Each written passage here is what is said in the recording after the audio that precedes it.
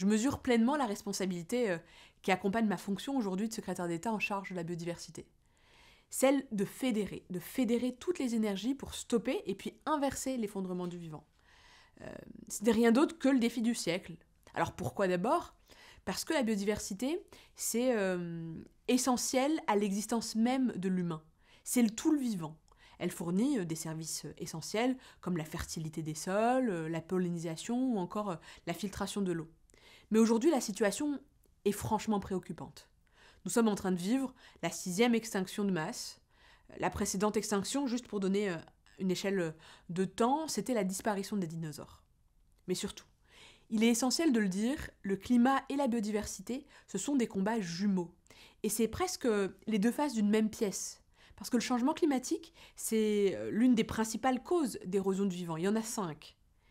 Et en même temps, les solutions basées sur la nature sont absolument nécessaires pour limiter nos émissions de CO2 et nous protéger aussi face aux effets du changement climatique.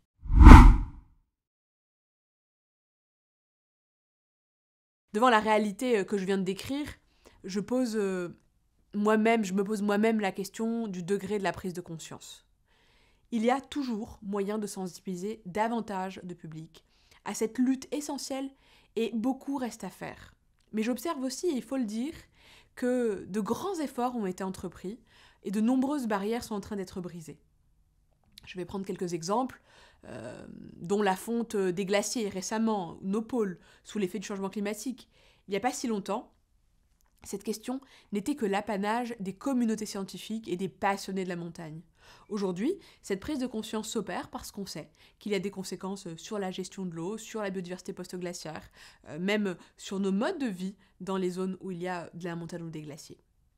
Je suis donc particulièrement confiante pour l'avenir parce que la prise de conscience, elle est grandissante. Et j'en veux notamment aussi par exemple, je pense à des échanges que j'ai pu avoir récemment avec des grandes entreprises ou des fédérations professionnelles.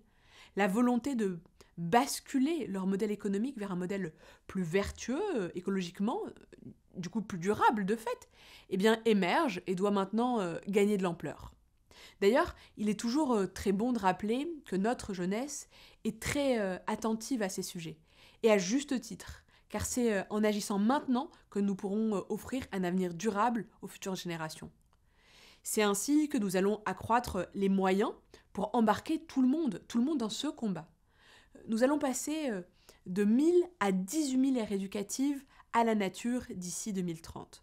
Multiplier par 10 le nombre de services civiques en lien avec la biodiversité et le vivant.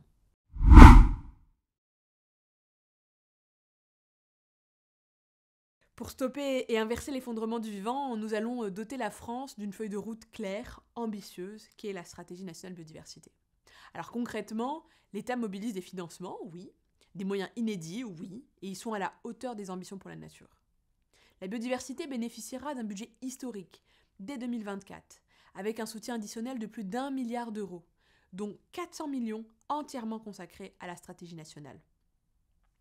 Il m'est impossible de lister ici toutes les mesures, mais je veux partager quelques exemples forts. Pour renforcer par exemple le rôle crucial des forêts en tant que puits de carbone, nous planterons 1 milliard d'arbres adaptés au climat futur d'ici 2030. 10% du territoire national, terrestre et maritime, sera placé sous protection forte. Aussi, nous allons réduire de moitié l'utilisation des pesticides d'ici 2030, en accompagnant bien sûr les agriculteurs dans cette transition agroécologique et vers des solutions alternatives.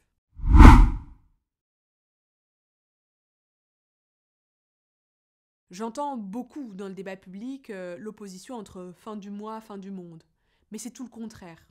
Car ce sont bien sûr les Français les plus fragiles qui subissent les premiers effets du dérèglement environnemental et du dérèglement climatique. Toutes ces problématiques doivent nous emmener à nous rassembler plutôt qu'à nous diviser. La division, c'est un alibi. Car au-delà de l'avenir même de la planète, la protection de la biodiversité est intrinsèquement liée à la question sociale. La nature, c'est bien la nature qui va limiter les îlots de chaleur dans les centres urbains, dans les quartiers populaires. C'est elle qui va protéger les quartiers les plus fragiles des risques des inondations ou encore des submersions marines. Ce sont nos paysages exceptionnels et notre volonté de les protéger qui nous unissent.